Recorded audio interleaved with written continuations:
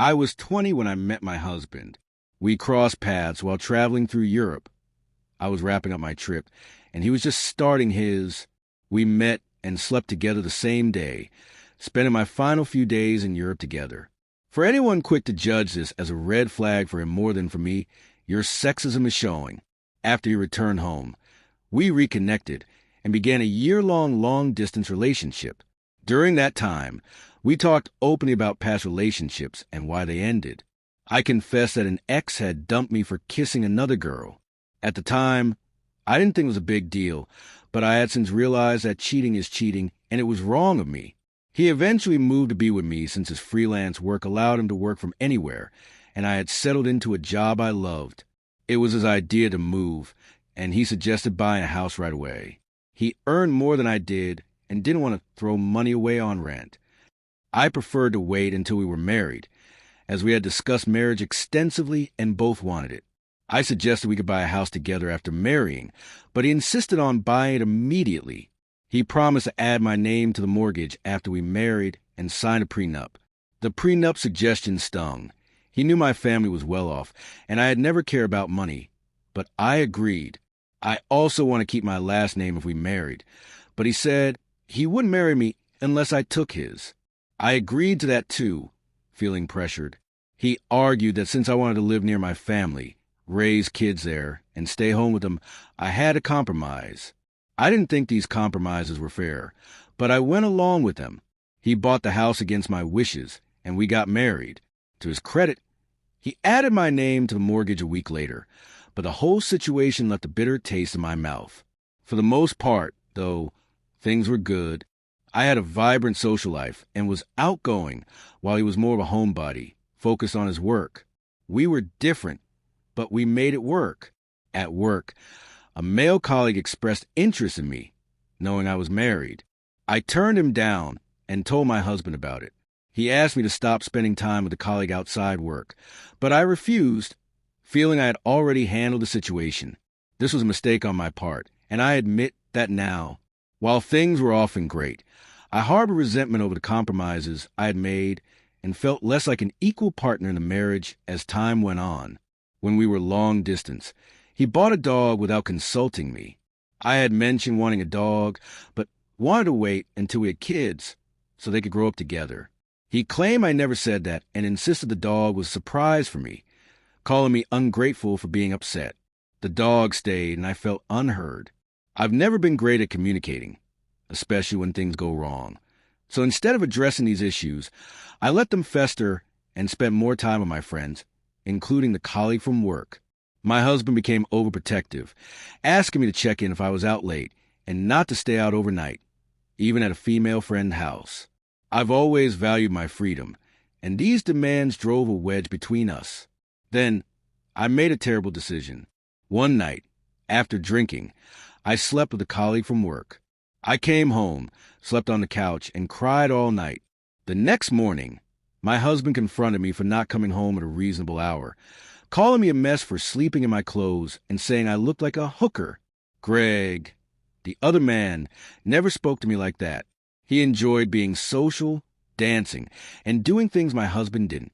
In my youth and stupidity, I kept seeing him.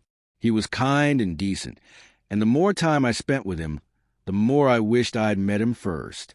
Then, I found out I was pregnant. I didn't know who the father was and was consumed by guilt. I told Greg the day I found out, and he urged me to get an abortion, saying he didn't want to be caught up in raising a child with a married woman. That was the end of the affair. A week later, I told my husband. He didn't have to pry the truth out of me.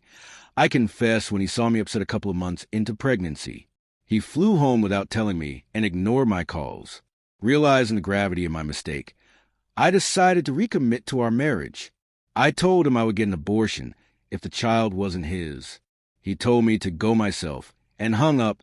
Eventually, he came home, and we confirmed through a paternity test that the baby wasn't his. As we had agreed, I scheduled the abortion. During the paternity test, the doctor asked if I wanted to know the baby's sex. My husband answered for me, saying, "It doesn't matter," and we left. I went back without him and found out it wasn't an it. It was a she, my daughter. Over the course of that week, I thought about being a mother. I had always wanted children, and in my fantasies, I pictured the three of us as a family. It wasn't ideal, but I believe we can make the best of a bad situation. I planned to tell my husband the truth about the father, but panicked, and instead told him it was a one-time thing while I was away for the weekend. I promised to quit my job and recommit to our marriage. It wasn't perfect, but I believe if he loved me, we could make it work. Life throws tests at us, and when we fail, we have to face the consequences and try to rebuild. I took my marriage vows, and I hoped he would too. On the day of the appointment, I begged him not to make me choose. I pleaded with him to do just one thing for me, not commit to a lifetime of it, not even to love the baby, but just to give it a chance. He told me he was filing for divorce. I need to make something clear. Yes, I made mistakes, but I love my husband. He was a great love of my life, and he still is. He told me he wouldn't even try to make it work, and if I didn't have the operation, he would leave me and file for divorce. That day, I asked for time to think about it, and he refused. I was caught between two impossible choices, and I made one. I had the abortion. I couldn't raise a child alone if he wasn't with me in this. He made it clear he wasn't. The weeks after the operation were some of the hardest I've ever known. I stayed with my parents because we couldn't be around each other. I blamed him for forcing me to make that choice. He still hated me for the affair, and even told me he hated me for wanting to keep the baby, for asking him to be a part of our lives. But I didn't want it all to be in vain, so I went back and tried to make it work. I kept my feelings hidden, not wanting to remind him of my mistake. I was on medical leave for 3 months, and none of my friends knew. To them, Sam and I had miscarried. No one knew the truth, and I had no one to talk to. I reached out to Greg, and we talked. We cried together, and it felt good to be heard, to not have to pretend. Those visits happened a few more times, but I need to clarify that nothing sexual happened. The affair was over. I was leaning on the only friend who knew the pain I was going through. Then Sam found out. He learned Greg was the father. We moved away, and things got better. The years that followed were some of the best, and I loved him with all my heart. I never forgot what happened, but we talked about having children. I was happy again, and I had him to thank for that. When I found out I could no longer have children, I struggled to tell him. I remembered how he looked at me years ago when he found out the truth, the names he called me. I thought of how much he loved me, and I didn't want to ruin that by telling him I could never give him the children he wanted because of my betrayal. I reached out to Greg. I found out he'd moved away too, just a few hours' drive from our hometown.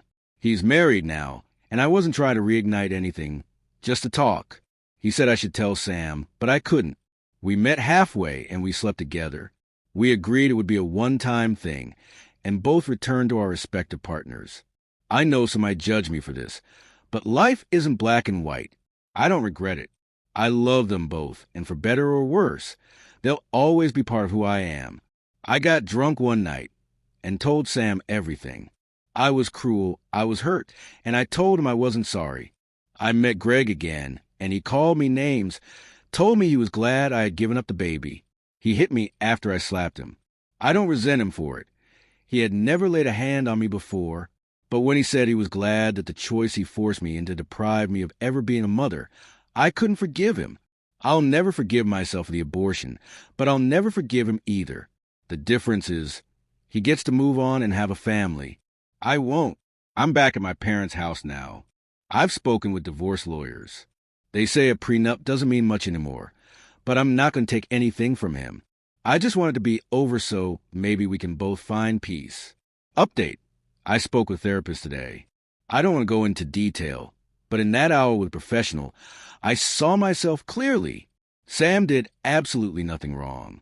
The truth is, I never had to ask him to make that choice. It was my decision, and mine alone. I chose the abortion, and in doing so, I mutilated my own body beyond repair. I betrayed him in ways that I can never fully comprehend, and I'll have to live with that, and the scars, forever. Instead of leaving my husband and owning up to my feelings for someone else, I chose to cheat. This betrayal led to a pregnancy where I asked my husband to choose between me and an abortion. Years later, I reunited with that man and had a sexual relationship with him, despite him being married. I know I was wrong and I'm sorry, but these mistakes leave no room for excuses. No one should ever subject their loved one to this kind of pain. I realize now how wrong I was.